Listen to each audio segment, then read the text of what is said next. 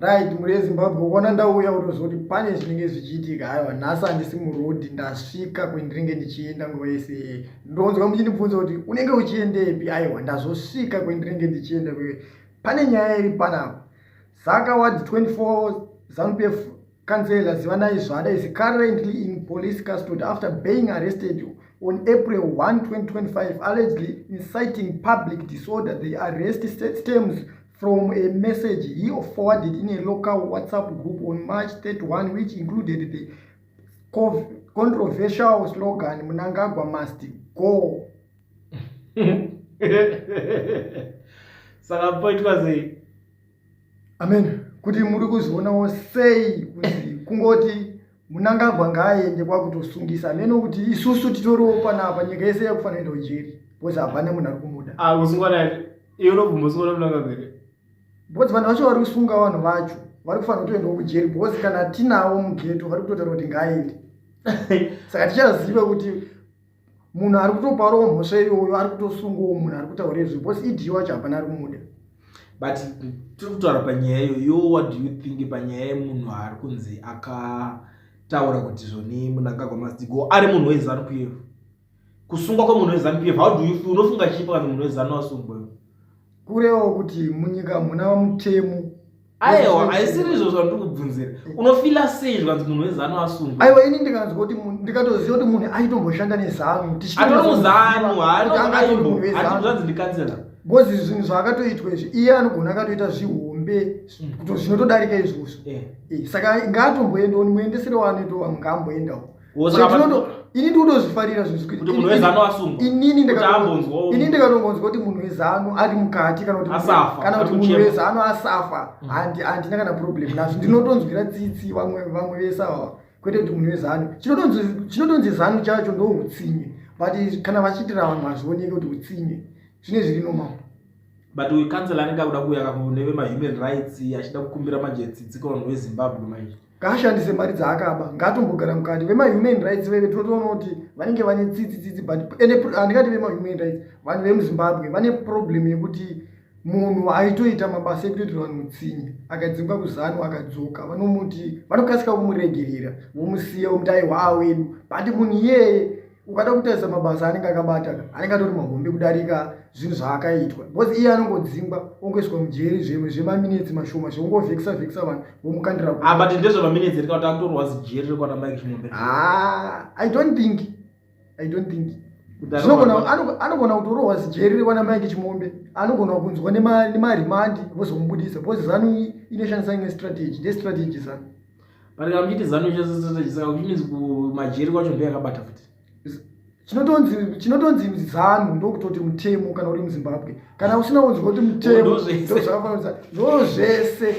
Hakuna kunhu kunoenda kusina munhu weZANU. Nyange ukatoenda kana kuti kuEconet kutori nemashango eZANU. In fact, unozviziva here kuti mupurisa anotya munhu akapfeka hembe yeZANU. Munhu akati ndiri chairman weZANU anorema kudarika mupurisa. Mupurisa akosvika munhu akapfeka t-shirt kuZimbabwe.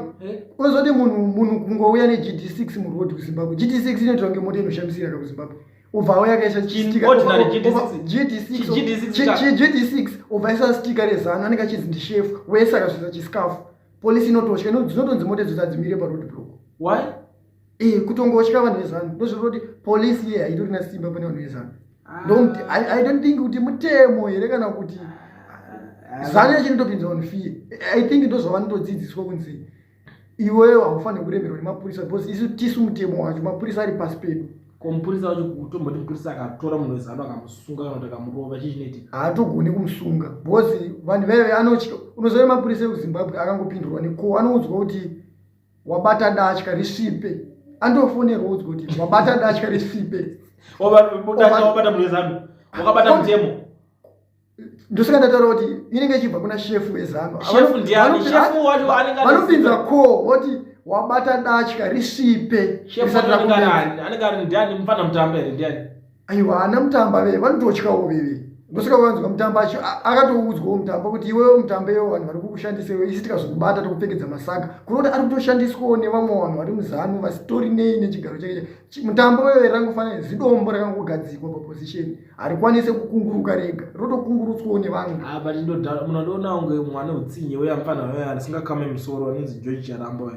George Charamba ndiye mwana kusungisa vanhu vese anamuhlanganani ukaona angonyora tweet chimupesi chacho chakachofana kupera kudzingwa basa navo vakusungisa vana vavo vezanu manje vakudyana nawo kuya kudya maza aiwa ini nangu unoona mabasa ezanu I think kumashure uko kune mwe mufesi ainzi angari ZANU-PF youth chairman uyu ainzi Kudzai Chipanga ya uchiri kumuremember Kudzai Chipanga akatomborara azvita musi wakatorara azvita akamuka makuseni achipidigurwa obva atonyarara kuti si but turikuona kune vamwe vari kutozviita izvozvi vari kutodarika Chipanga anditi but vakatomboona zvakaitwa Chipanga kuti aiwa imimi wapande imimi hamuna basa munyika muno kuti kana makutaurwa history yenyika inoika mune vamwe vanhu vanotonzi hamutauri donya inototi unotodziwa hautauri ende iwo ndozvoona kuti aiwa inini handina kana chindotaure bhozi panguva yacho iyoyo wangosati wazvarwa kana kuti wangoutori kamwana kachechi kuti hauna kana chaunotaura pahistory yenyika but ofi chinyika yayo haizotongwe nehistory kuti chibhozi vanhu vakatotendera kuunda vakatotirwira vakatorwirawo isusu vana vavo kuti titese but problem yakuitika kune vamwe vanhu manje vakutotora nyika yacho kuita personal country yekuti vanoroteta ende ukatoda kutarisa iye vachanenge aripo akabva anenge aida kusira kana hama yake kana friend yake kuti vana vake vasarowo vachiita se vachigara zvakanaka. I don't think kuti vanenge vachimbofunga sei vana vake vakasara zvakanaka sezvaanenge achida anopindawo anoti aiwa inini ndoda kutongawo kana for 15 years kana for 20 years kurova kuti ndo chitori chinhu chemuafrica bcause zvitotozoona kuti maruling party emuafrica mazhinji anorambirira pachigaro haabve pachigaro ukatoona chitonzi ruling party yabva inobviswa nevamwe vari umomo yongosara iri same party iyoyo chinongochinja munhu kuti one adzingwa podzingwawo mamwe maminista kana 5 vamwe vese osara kana pakudzingwa next time panodzingwa vamwe 5 kusara same but zita reparty rimwe chete ende vanhu vacho havadzidze kuti chatakadzingira mumwe ndo chinhu chavanodzokorodza anoshanda kana 2 months panopera 2 months anenge akutotanga kutobowa akutedzera munhu uyoyo zvaaita utoona kuti aiwa kupusa kwemaleaders emuafrica kazhinji kacho but tingati kuba kupusa aiwa unozoti kuba munhu wese imbavha ndinoziva but kamubiro aiwa vanhu vakawanda imbavha but kamubiro pane kamubiro kanotariswa kunzi aiwa iwewo apa uri kuba zvine ungwaru unozoti kana unyange kuenda kubasa iwe murungu wako andozoti aiwa munhu wangu ari kundibiro but ane kapesendi kaanotarisa kuti aiwa uyu munhu ari kubawo zvine ungwaru anditi ndosvika uchiona kuti ukaba zvine ungwaru kuba zvine ungwaru hatitokurudzire kuba but iba zvisingaoneki kwete kuba pa 100% kana 3% 3% ziri unoziva here chinhu chese chekuba iprofit chinhu chese chekuba unotengera muprofit but ivo takavatasa vanhu vezano chavanyozoba chiva chinhu chavari kuba sofa zvinhu zvavari kuba zvakawanda munyika because sofa varipo vanobhesa nezvicherwa ndo zvinhu zvavanobhesa nazvo ende chinotonzi mari zvicherwa maminerals ndo chinonzi mari hakuna chimwe chinhu chinonzi mari chinodarika mineral because mamineral haore handinozvinzwisisa ndo chinotonzi mari chacho ichocho ndopanototangira mari pamaminerals ende ndo zvavakabhesa nazvo ukatoda kutarisa Zimbabwe pamwe Harare tinoti Harare town iye itori pamusoro pegomba zvekuti yatongosara kudonha yakayenga mumwena ukatarisa kukwekwe takatanga kunzwa kuti kukwekwe kuri kungodonha tara dziri kudonha but nyika yacho haina kana chiri kubenefita zvizvi zvibenefita mumwe munhu wani kukwekwe but ndokudheni kwablazo handanzani kubva kukwekwe ndo zvetiri kutaura kuti iye ari based nemaminerals ndo zvinhu zvaanonyanya kutora ukada kutarisa mapresidential scheme akaverengwa mai manje apapo anowanzwa nyaya dzake makanzwa nyaya dzake dziri kunetsa mapresidential scheme akaverengwa apapo pakabudiswa 14 mapresidential scheme imari dzese dzaanenge achisaina achitora dzichienda nemumwe make achiti ndiri kuita zvirongwa but kundoteza zvirongwa zvacho zviri kuitwa hapana kana zviri kupiwa vanhu mai manje apayuti mayuthi tavasainira mari tikuvapa zvinhu but ukada kutarisa zvinhu izvo zvakangoiswa pakamera zvikatarwa ne1 day ukada kubvunza kuti orati mayouth akapiwa zvinhu zvacho ndeapi, toda kuona kana vhidhiyo mayouth achitambidzwa zvinhu, unondoshayiwa kuti zvimaprogramu zvavo zvavanenge vachilonja zvezviya vanenge vachida kutiitira shofu here, vane zvavanenge vachida kuvhara here, kana kuti vanenge vachiita sei, kana ndomubirwa unoitwa mari inobiwa papublic. Saka atori pawani sikovara kazvikuratidza kuti vetikusi vari kuitawo sei papa. Ya vamwe vanhu vari panapa vari kunzi pane nyaya imwe nyaya futi iri panapa iri kunzi 8 people including 2 CCC councillors appeared before Gweru Provincial Magistrates same Chitumwa facing allegations of participating in an unsanctioned demonstrations that was called by war veteran called Bombshell Geza. But you are not unsanctioned demonstration do because I still remember vachitaura kuti the police Mutamba himself achiti inini handina simba rekusanctiona demonstration pakambobuda rumors dzechiti mademonstration akusanctionwa nearmy what saka vanga chiti unsanctioned ndei because iye aingoti vanhu vanobvunzwa kudemonstrata munyika. Iye anoti mademonstrations anobvunzwa munyika. Mutamba ndiye same mukuru wemapurisa anopa order mapurisa kuti endai budai nemarori. Anofunga marori makamaona, munoona marori akazara munhu.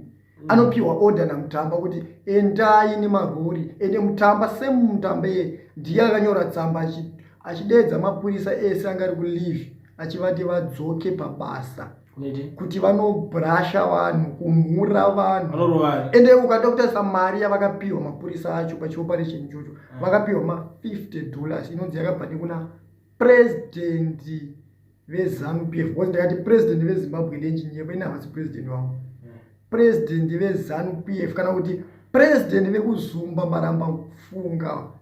But pane proof here kunyatsoratidza doko vakabva nemari kumapresident macho kana kuti vanhu vanongotaurawo zvinhu zvavanenge chinotoratidza izvozvo pakatotanga kusendwa mamwe maakaunti.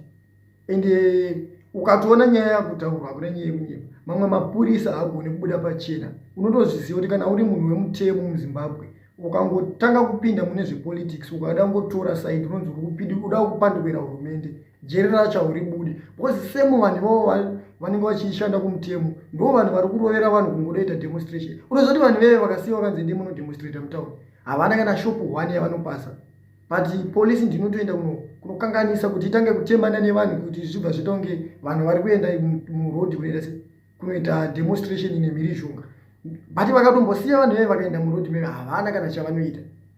Iyo zvoita kunge ine mhirizhonga nenyaya yekuti polisi inenge ichirova vanhu, saka munhu haazorove vakamira.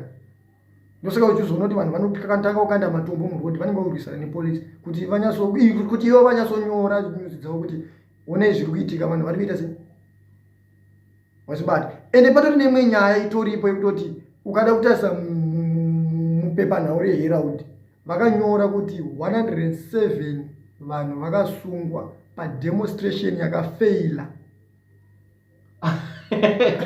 Saka vanogosungwa sei kana chizi demonstration yakafeila? Akanyora izvozvo ndiani anorwara? Kana yakafeila why uri kusungira munhu zvinhu chafeila? Obviously unongoziva kuti kuHerald hapana kana chine musoro chinonyorwa because uri kunyorera vanhu kuti 107 vanhu vasungwa vachisungirwa demonstration yakafeila. Saka vari kusungirwa kuti makaita demonstration yakafeila. Maida kuita demonstration. Aiwa vari kusungirwa yakafeila achina kuitwa. Vari kusungirwa kuti sei makafeila. I don't think kuti pamwe kufeila kwayakaita ndokwavasungirwa kana kuti vari kunzi maida kuita demonstration. Because ndashaya zoti zvinhu zvakanyorerwa zveZimbabwe aiwa ngesira vanhu ngatimbosira vanhu mucomment section vataure so that tozonyatsokodhicha tinyatsoona kuti nyaya yacho inoperera kupi because imi maoko osura demonstration yakapera vanhu ngavasende maaudios toda kutanga tambounzwa maaudios chaiwo mawhatsapp audios akareva timbonyatsonzwawo pfungwa dzevanhu tozoenderera mberi tosangana mucomment section muchitaura zvemuri kufungwa.